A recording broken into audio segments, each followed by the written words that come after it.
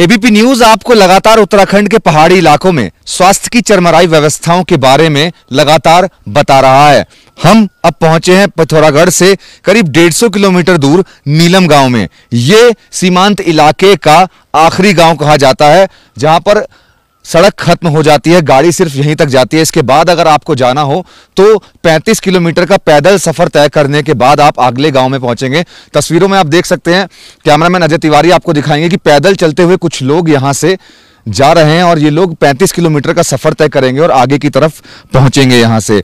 और जो स्वास्थ्य की सुविधाएं हैं वो इस गांव में भी काफी कम जो है वो नजर आ रही हैं। यहाँ के जो सरपंच हैं नीलम गांव के, वो इस वक्त हमारे साथ मौजूद हैं और गांव के कुछ और लोग भी हैं। पहले सरपंच से बात करते हैं। सरपंच जी, कितनी समस्याएं हैं स्वास्थ्य को लेकर के? कोरोना का काल चल रहा है, क्या पूरी सुविधाएं इस गाँव में मिल पा रही हैं कि नहीं मिल पा रही हैं? सुविधा तो कुछ भी नहीं है इधर गाँव में। अभी समस्या है, ना डॉक्टर है ढंग के, ना कुछ है। एक ही होम्योपैथिक हॉस्पिटल है, वो भी पार है। और तो ज़्यादा समस्या ही लगा लो। दवा के लिए मुंशियारी जाना होता है और कोई भी काम है तो मुंशियारी से ही होता है। अब वहाँ जैसे वहाँ भी समस्या हो गई तो फिर पिथौरागढ़ रेफर हो जाता है। तो स्वास्थ्य के लेके जो है बहुत ही परेशानी है इधर लगभग। कितने 3 गांव आसपास के कौन कौन से गांव हैं और कितनी जनसंख्या होगी, और क्या ये एक ही मेडिकल सेंटर यहाँ पर है? हाँ जी, एक ही मेडिकल सेंटर है। लगभग 2-2.5 के आसपास होंगे 1000 आबादी। यहाँ आता है बुई गांव हो गया, पातों, लहंगा, लीलम और साई पोलू आ गया बगल में।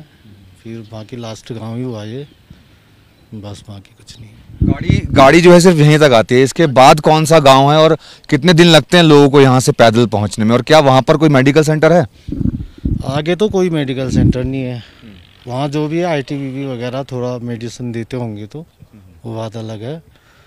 बाकी तो कोई सेंटर नहीं है आगे। कभी जाते हैं लगभग ये बरसात में, जैसे जाएंगे अभी डॉक्टर वगैरह दवाई लेके वो जाएंगे आगे को जोहार के लिए। गांव के कुछ और भी जो लोग हैं वो हमारे साथ मौजूद हैं, उनसे बात करते हैं। क्या नाम है आपका? सरस्वती जी, कितनी समस्याएं हैं स्वास्थ्य को लेकर के गांव के अंदर, आप बताइए। बहुत ही समस्या है, पहले तो इससे ज़्यादा था। आजकल थोड़ा यहाँ जो है रोड आने के हिसाब से जो है, जैसे भी आते हैं लोग बाग गाड़ी लेके, हम अपने पर्सनल गाड़ी मंगाते हैं, इस हिसाब से हमें थोड़ा सुविधाएं मिलता है। नहीं तो जिसको ज़्यादा तबीयत खराब हो गया उसको गाड़ी आने तक भी दिक्कत आ जाते हैं। यहाँ से बहुत ही परेशानी है और अभी भी परेशानी झेल ही रहे हैं जब तक रोड क्लियर न बने। ऐसे हैं। अभी कोरोना चल रहा है कि आपके गांव में टेस्टिंग वगैरह हुई है किसी की, और क्या कोई कोरोना पीड़ित भी है? ऐसा कोरोना तो अभी भगवान की कृपा से कुछ भी नहीं है। इधर पार गांव में टेस्ट वगैरह हुआ अवल, और ये हमें पता नहीं चला कि गांव में कि क्या हो रहा है क्या नहीं हो रहा है। लेकिन इतना है, जो हमें नॉर्मल बुखार आ जाता है वो हम मुंशियारी जाके दवा हवा लेके आके अपना कर ही लेता है ट्रीटमेंट जो भी है हमारे अपने तरफ से। ये है बस। तो मुंशियारी भी जो है वो यहाँ से 25 किलोमीटर दूर है, तो बुखार की दवाई इस वाले मेडिकल सेंटर में नहीं मिल पाती है? कम ही मिलता है। फिर जनसंख्या भी ज़्यादा ही हुई इधर उधर 2-4 गांव हुआ, फिर और कोई आने वाला ठहरा, किसी दिन ख़त्म होने वाला ठहरा। फिर दवा भी यहाँ तक गाड़ी में आए, यहाँ से पहुँचाने के लिए आदमी लेबर नहीं मिलता है। वो भी कहता है कि हमें दिक्कत है। अगर लेबर मिल गया, 1-2 दिन यहीं रहने वाले ठहरा वो दवा, फिर आगे तब लेबर मिला तभी आगे जाने वाला ठहरा। ये बहुत ज़्यादा समस्याएं हैं आप है इधर। समस्या हर चीज़ से समस्या है। अभी थोड़ा जो है सरकार ने ये रोड देने के कारण इतना तक गाड़ी पहुंच रहा है, इससे हमें थोड़ा राहत है हल्का। आपका नाम जानना चाहेंगे? क्या नाम है आपका? गणेश नाम है। गणेश, ये बताइए कि क्या और दिक्कतें आती हैं आपको अगर कोरोना चल रहा है? इस कोरोना काल में क्या और आपको प्रॉब्लम्स आ रही हैं यहाँ? बहुत प्रॉब्लम है यहाँ लोगों को। दवाई कुछ मिलता नहीं है। हॉस्पिटल उपलब्ध है पर वहाँ दवाई मिलता ही नहीं है। जैसे वो सरपंच जी ने बोला पैथोलॉजी है, थोड़ा बहुत रखते हैं यहाँ। जैसे कोई लोग बीमार हो गए, गाड़ी वाले इतने लेते हैं, और ऊपर जैसे लोग जाते हैं वहाँ से आते हैं, आदमी को लाने में दिक्कत आते हैं, पैसे ज़्यादा लगते हैं। और कोरोना काल में ये बहुत दिक्कत चल ही रहा है सर। मैं इधर साई पोलू गाँव का हूँ। मैं यहाँ लीलम में आया हूँ सामान हमन पहुँचाने के लिए। आपका जो गांव है साई पोलो, वो भी 7 किलोमीटर दूर पैदल चल के जाना होता है। तो अगर आपको दवाई लेनी हो तो कहाँ जाना पड़ता है आपको? तो यहीं आना हुआ या मुंशियारी जाना हुआ। अगर मुंशियारी उपलब्ध नहीं हुआ वो पिथौरागढ़ ही जाना हुआ। जैसे सरपंच जी ने बोला वही सेम बात है, मतलब हमारे गांव में भी वही दिक्कत है।